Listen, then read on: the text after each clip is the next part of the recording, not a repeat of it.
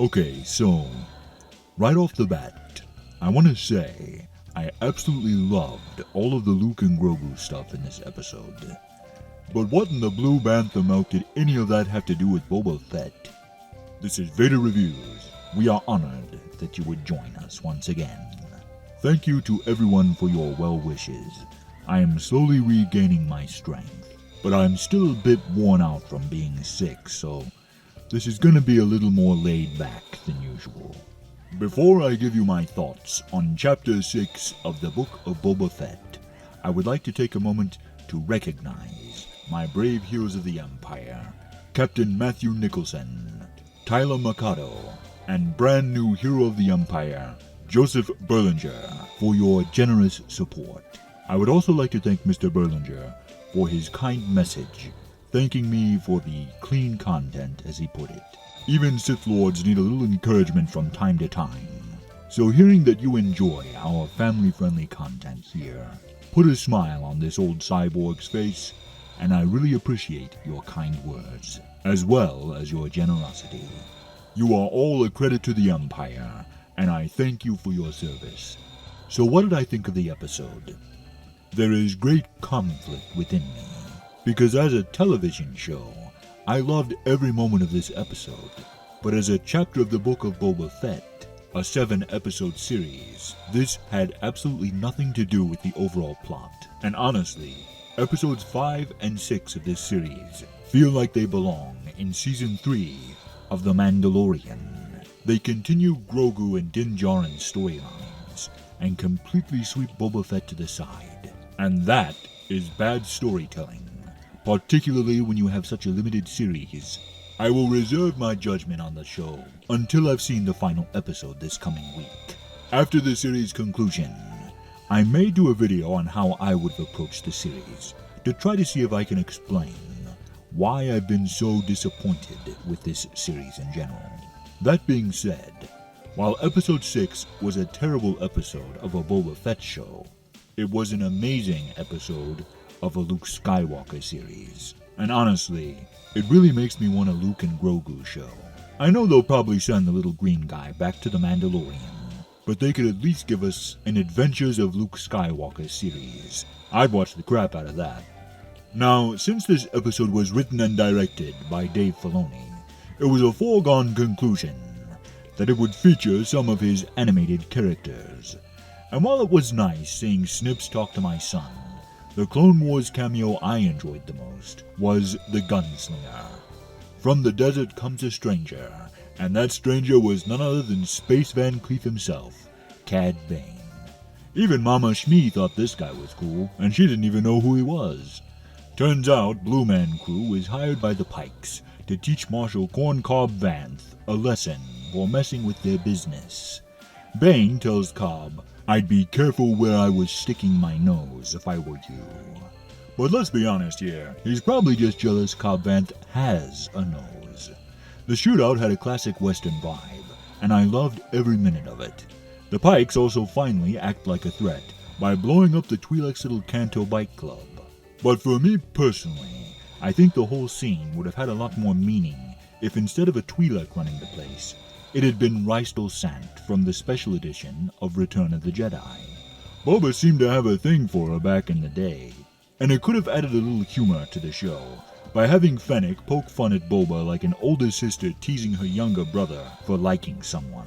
Boba would have naturally denied it, being the strong silent type, but they could have had a little Miss Kitty Marshall Dillon thing going on, and Boba's connection to Rystal would have made it more obvious why the Pikes decided to bomb the club, because it would have sent more of a personal message.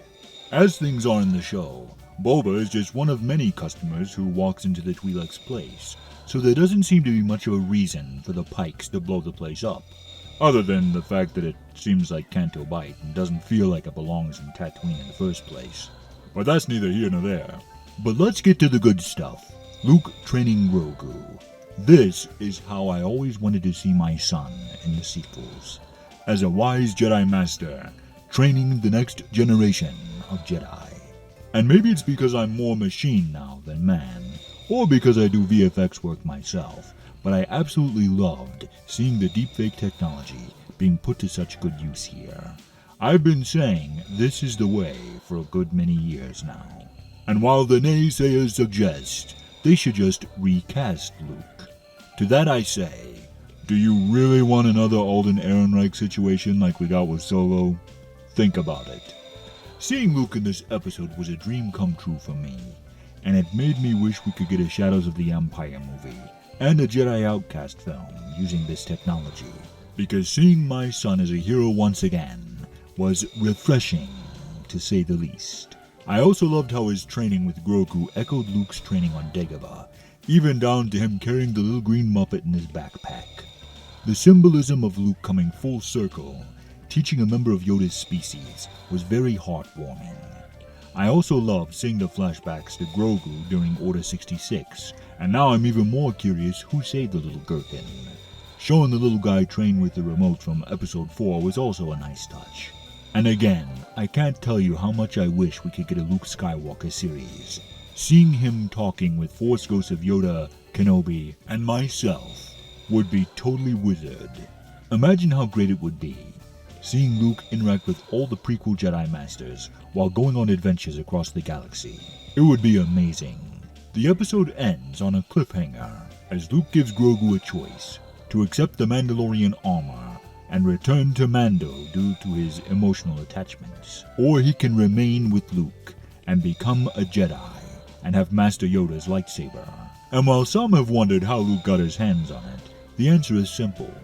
Once Yoda went into hiding on Dagobah, he constructed a new lightsaber after he lost his original during his climactic duel with Palpatine in the Senate chamber.